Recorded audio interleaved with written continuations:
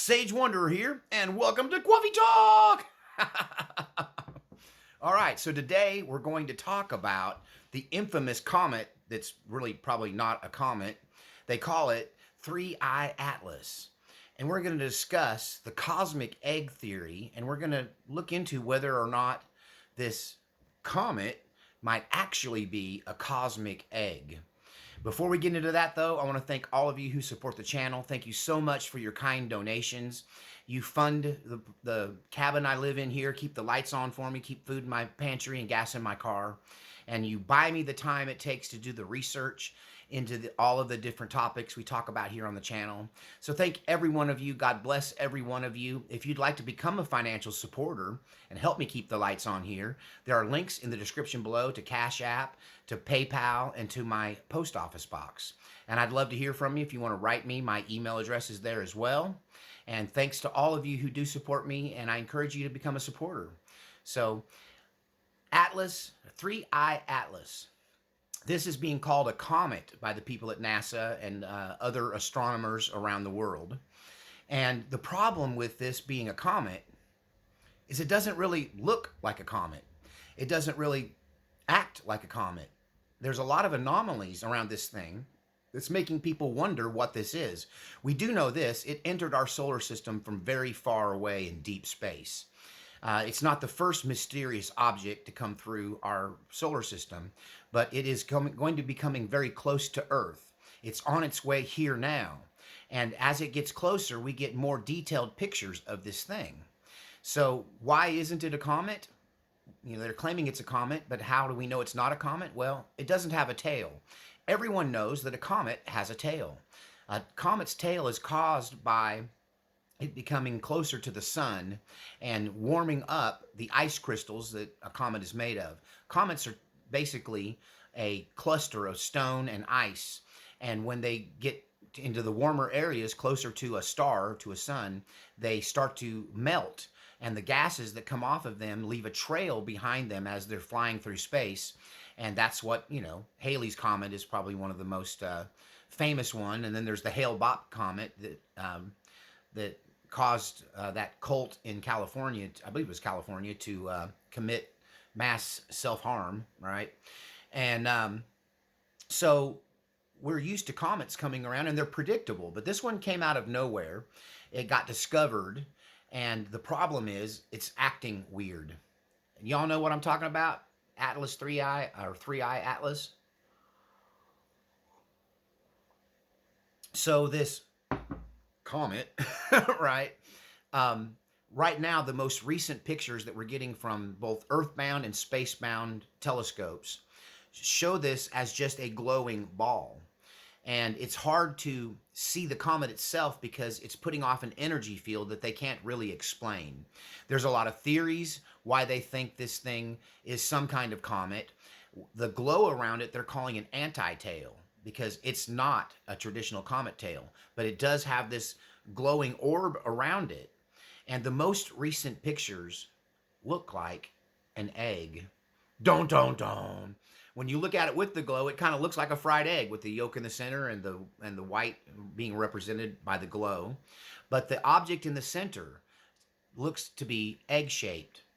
Now, this got me thinking, right, about this egg-shaped object. And to those of you who know the channel and watch the channel, know that I have this very intense and detailed theory. We'll call it a theory. It's, I think it's close to being proven a fact. But I do believe that the flood that happened in biblical times in antiquity is echoed in every indigenous people's story, and every religion has a flood myth. And the reason the flood occurred, and this can be found in detail in the book of Enoch, the forgotten book that should have been in the Bible. And the book of Enoch talks about in detail how aliens, angels, fallen angels, came here against God's will, broke the rules, and intervened in human history. If you're a fan of the Ancient Alien series on A&E History Channel, then you know that the theory is that these aliens came to Earth.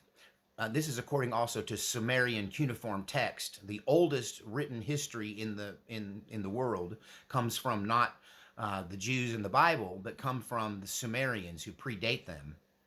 And their mythology is that aliens came here to mine gold, that their home planet had a problem with the atmosphere, and that they needed mass amounts of the yellow metal, and they would break it down into dust and then hover this dust in their atmosphere to act as an artificial filter against their sun, which was destroying their atmosphere and causing global warming.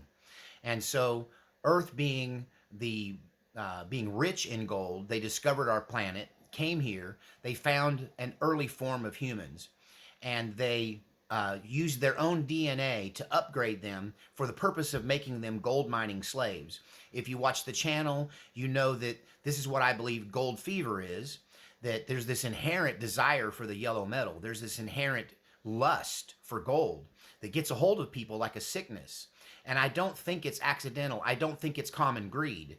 I think that these early fallen angels, aliens are demons, demons are aliens. It's the same thing. They're not from around here, so by that definition, they're alien to this planet. And they came here against God's will, violated universal law. They enslaved the people.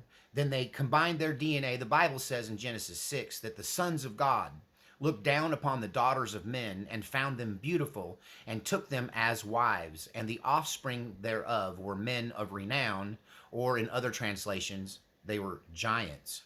You know, we talk a lot about pre-flood giants on this channel. And so God destroyed the earth. In the Bible, it says he destroyed the earth with a flood because all humankind had become evil and had and engaged in all kinds of idolatry and witchcraft. And you also have then in the book of Enoch a more detailed description of how these sons of God had corrupted the people of the earth with magic, right? Arthur C. Clarke, I believe, was the famous sci-fi writer. He has a famous quote that says that magic is just technology that we don't yet understand. So part of the theory on this channel is that these sons of God, these fallen angels, these the ones in the Sumerian texts are called Anunnaki, that the Anunnaki came here and they caused the missing link to occur. If you're a studier or educated on the on evolution, you know that there's this unmistakable gap in evolution. You have millions of years of evolution of humankind, and then suddenly they go from caveman to Homo sapien. They go from living in caves to having structure, having civilization, having government, having language and written word even. And it happens suddenly, right, out of nowhere. And they can't explain the missing link. Some people think it's Bigfoot, right? Bigfoot is the missing link. But in reality, I believe that these fallen angels came here and found an early form of humankind, and they mixed their genes, probably not through intercourse, but they did this through probably a scientific method, DNA splicing, and they spliced their own DNA to create us to some degree and affect who we are. But not only that, they gave us this technology, right? They gave the Atlanteans the technology to build a civilization prior to the flood, and it was very corrupt, very evil, very demonically inspired. And I believe that that was not a place that you wanted to live unless you were one of the elite. That there were those that were more Anunnaki than others. And the lower class or the lower level of humankind was exploited in every way and enslaved. And that evil permeated the earth. And this is why God destroyed the earth in the flood. He destroyed the earth to kill off all of the giants, all of the offspring of the Nephilim, but also to stamp out this technological advancement that in the Bible they call it, or in the book of Enoch rather, they call it witchcraft or sorcery.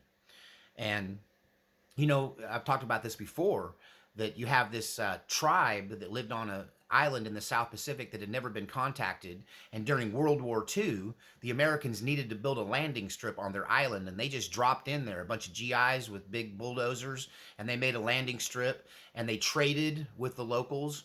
And these this uncontacted tribe had never seen civilized men before, and they were given technology, simple technology like frying pans and steel knives and Zippo lighters, right? That made their life infinitely better. And they didn't know what to think of all of this. And the war came and went, and they pulled out the troops and left them to their own devices. And from 1945 till 1977, nobody went back there. But after 22 years, uh, after this incursion into their society, some missionary went back there to check on them. And what they'd found in the intervening 22 years is that these people had decided that those sky men that came out of the belly of the giant birds were gods. And the technology they gave them was magic. And so a religion had surfaced where they were worshiping stick recreations of airplanes, and they were calling them the magic bird and calling them god men that came out of the magic bird and gave them these great gifts. So you can see how in the simple mind of indigenous people, technology can easily be seen as magic. So the flood theory is that these ancient aliens, to borrow a phrase, these sons of God, these fallen angels, came to earth and were essentially ran out by a flood engineered by God to erase their interference. And he starts over again with Noah and his family, and potentially there were other arcs, potentially, when you look at all of the different cultures and their mythology. There's always a flood story. So that brings us to where we are now. Where we are now is this technology, right? This, it seems like magic. I mean, this magic mirror that I look to, that I'm talking to right now, is sending my voice, my image, and my message around the globe in the blink of an eye. That's magical, right? That's a technology that even 100 years ago would have been unimaginable. It would have been unfathomable that you could look into a magic mirror and project your image and your message and your voice around the world in the blink of an eye. It would seem like magic even to a farmer in the 1920s, right, in America. So this technology, they will tell you, is a product of exponential knowledge that we learned, and we used the knowledge that we gained to create more knowledge, and it was like a snowball, and it snowballed into this situation. My grandmother lived to be 105. She was born in the horse and buggy days and died in the internet age with her own Facebook page. And that transition is unprecedented in human history. There's never been a technological advancement that even comes close to this, except maybe back in the days of the sons of God and the times of Atlantis. That these aliens, these fallen angels, these sons of God, have been here before. And my theory suggests that the demons that exorcists like myself deal with on a regular basis, the demons that will get in your head and convince you to do things that you know aren't right, that will bring you temptation, the entity that we call Satan, that took Jesus to the mountaintop and tempted him with power and wealth and all the riches of the world, that they don't have a tangible body, these demons. I know this as an exorcist. My theory is that they do have a tangible body someplace far away. Either these are interdimensional travelers or they're space travelers. And they are able to project their consciousness through astral projection. And this is how they can appear. This is how they can, and they're ghost-like. They're spirits. This is the concept of spirits. This is them having an out-of-body experience, either through some kind of paranormal means or through the use of a high technology. But in 1947, according to the conspiracy theories, around the time of the Roswell crash, we have a sudden uptick in unknown spacecraft, right? Flying saucers, UFOs. And according to legend here, we'll call it urban myth, and there's a lot of whistleblowers that at their deathbed would swear that this happened, that Eisenhower was contacted by these aliens when they landed a spacecraft on the lawn of the White House and demanded a meeting with him. And some will say, who are in the know, whistleblowers will claim that Eisenhower made a deal with the devil. He made a deal with these fallen angels, these aliens from another world. They wanted to utilize humanity. They wanted gold. They wanted human test subjects. They wanted children, right? They wanted to do experiments on them. Some will say they also use us for food. We know that when we were kids, Gen X and older, nobody kidnapped kids. That was so rare, it was unheard of, right? And then suddenly, there's kids on the back of milk cartons, and child disappearances go through the roof in the 1980s and 90s and up to the current time. So the conspiracy theory is that that's part of the deal the government made, was to allow them to kidnap human beings to use for whatever nefarious purposes they see fit. And in return, they gave us fiber optics. In turn, they gave us microchips. In turn, they gave us Kevlar. In turn, they gave us rocket science. They gave us computers, and they've given us quantum technology that could possibly be used to even time travel. And that this advanced technology, which to a common person even 100 years ago would be described, probably rightfully so, as magic, is what has caused our society to change. And in a blink of an eye, really cosmically, 100 years is a blink of an eye. And human technology was the same for thousands of years until the 20th century, and then everything changes in a moment. So the theory being that these astral projecting demons, that their planet, or for whatever reason, they're able to visit us through these scout ships. But an invasion is being planned, that they intend to take our world over. This may be why there's no gold in Fort Knox. You know, that is one of the conspiracy theories, that Fort Knox is empty. Where did the gold go? I mean, it's gold. Where's it going to go? It had to go somewhere. And there are whistleblowers that claim that they took the gold from Fort Knox and gave it to the aliens in exchange for this technology, along with human subjects to do tests on, or whatever nefarious purposes they have in mind. Some say they use us for food. It may be the mythology behind vampires, right? That these creatures to some degree have been here with us. Some say they left a contingency of their offspring, the Nephilim, in inner earth, right? Under Mount Shasta is a supposed city. And we have the Diary of Admiral Byrd, where he ends up going to the North Pole and flying through an opening into an underground world where a crystal city exists. But they're limited in number. But some suggest that an invasion from the home planet, from whatever dimension they're in, is inevitable. And this is what's really happening in the book of Revelation. The end time prophecy is not the story that is told in most churches. When you look at it from a subjective position, from a third party position, from the mile high view, what you're seeing is a demonic invasion of planet Earth. And so here we are today with a object immense in size. Some people are saying that the Atlas, A1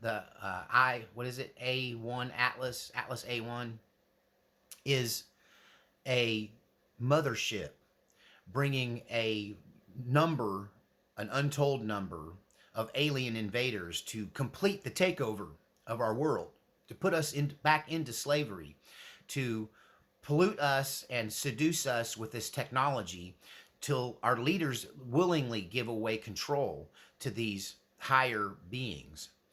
And that the book of Revelation really is the story of this demonic takeover and the response by God. And the Bible tells us that God will destroy the earth again, but not by flood like the first time. That's why we have the rainbow. It was God's promise to us that he would not destroy the earth with water again.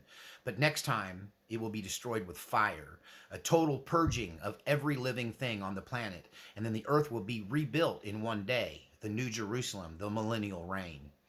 So when you look at all of the combined information, I came up with this theory that ties in spirituality, it ties in ancient history, mythology, religion, and our current anomaly that we're experiencing of this astronomical rise in technology that seems to come from nowhere, that looks a lot like magic if you didn't know better. right? I mean, I have a magic mirror I'm talking to you through. So now we have this comet that's not a comet, but looks like an egg. What you may not know is that almost every religion has some subset, get that right, has a subgroup of beliefs encircling the idea of a cosmic egg. Their creation story says that an egg, a giant egg, comes from outer space, right, and descends on planet Earth. And from this giant egg comes an entity, in some cases, a group of entities, emerge from this egg, and they found civilization. They give us the secrets of life, civilization, technology, laws, right, structure. And in doing so, they, for a time, enslaved the earth. And so when I thought of the cosmic egg theory, when I thought that this comet looks a lot like an egg, and it made me think of Mork from Ork. How many of y'all are Robin Williams fans, right? The old Mork from Ork show. Nanu Nanu, right? Is that right? Nanu? No, that's Spock. Nanu Nanu's this. I don't. But how did Mork from Ork get to Earth? In an egg. Dun dun dun! It's a cosmic egg. It's got entities in it. We're being invaded. Lord help us. It's all right. I read the back of the book. We win. So what if this mysterious comet that's not a comet, this comet that's surrounded somehow by a light field, by what looks like a force field, and at the center of it is this egg? And then I discovered another story out of India where there was this egg-shaped rock as big as a mansion, a huge rock, smooth, polished, shaped like an egg. And people were always curious about it. It was there in the wilderness. And then sometime in the 20th century, they had a massive earthquake. When they had a massive earthquake, a door on this rock opened up, and the rock, it was hollow inside. This door was very much like what you find at Machu Picchu, this kind of masonry where the stone is so sealed you could not see the outline of the door. And the door only opened because the rock came under tension from an earthquake and caused the door to come open. And inside they find what looks like an altar. It's carved out of the mother stone itself from inside this hollow stone. The stone is not naturally hollow. It's been hollowed out.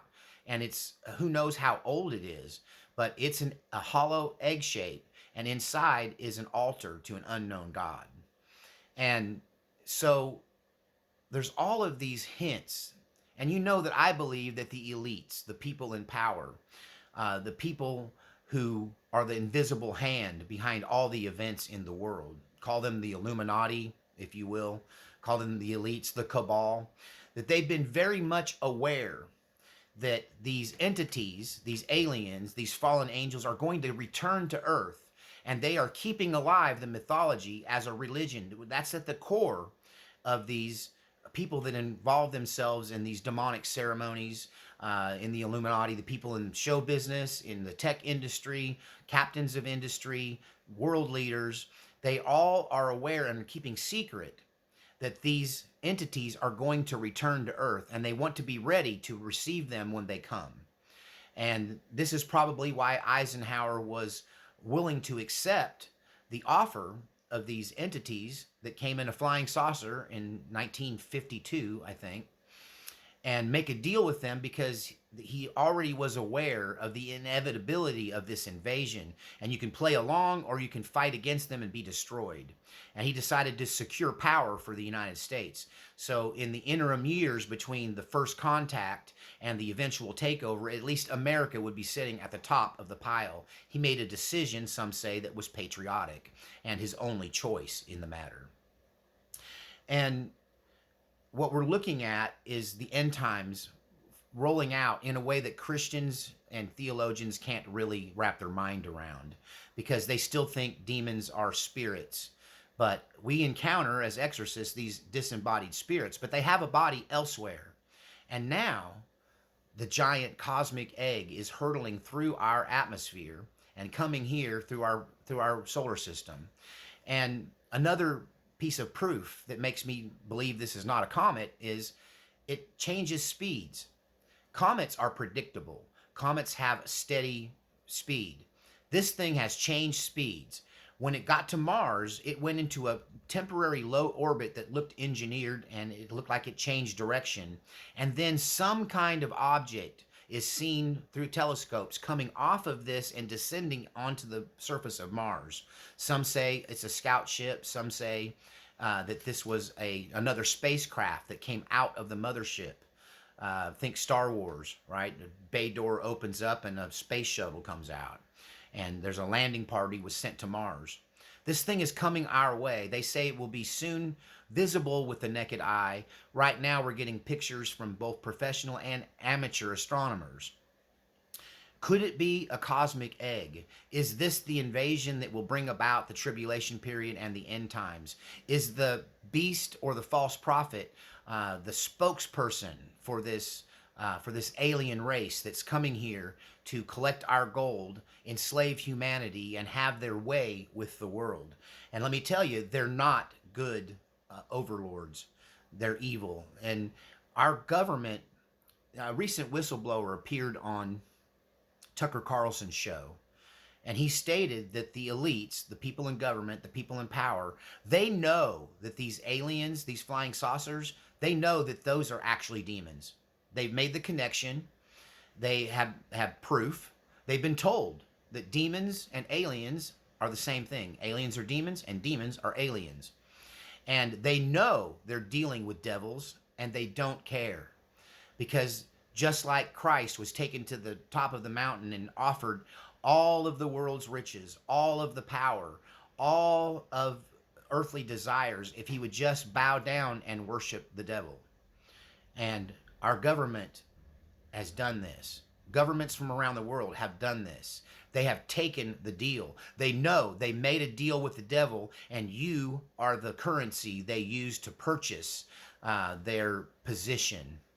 And they decided that even though, knowing this is inevitable, knowing they're going to take us by force or through cooperation and coercion, that there was a smart thing to do for them to take the deal and get, for a time period, a position of power where the United States is the most powerful and prolific and rich nation in the world. And it was all gifts to us from the devil himself. Don't. You think I'm off base here? Hey, we're about to find out. You know, I'm not sure that that's not some kind of hurtling rock moving through space. I don't know that it's the mothership. A lot of people think it is.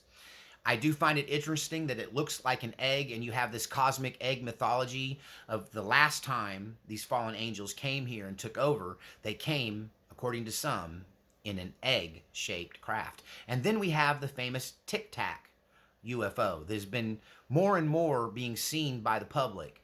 And there's hundreds of people that have seen these craft. There's some videos online that are very convincing of a Tic Tac or maybe egg-shaped craft that is flying around in our atmosphere. I will tell you this, UFO sightings are through the roof. They go up every year. Most everyone you know has seen one at some time or another, or you know somebody that knew somebody that saw one. And there's no explanation for this amazing, ridiculous, over-the-top explosion of technology. How come we didn't invent computers 1,000 years ago? Why now? And how it all coalesces together to support the theory of many that we're about to face an alien invasion, interdimensional or extraterrestrial. They aren't from around here, and they aren't on our side. Brace for impact. I will tell you this, God the Father is in control. Jesus is on the throne, and when this stuff happens, there's going to be an intervention, and these aliens, these demons, these fallen angels are going to be dealt with once and for all. And Satan is going to be bound hand and foot, and all of his demons, and all of those that bow down to him, and all those that follow him, and all those that take the mark of the beast are headed for the lake of fire. I've read the end of the book, and we win. Tell me what you think in the comments section. God bless every one of you. Don't forget to support the channel. We'll see you next time on Coffee Talk.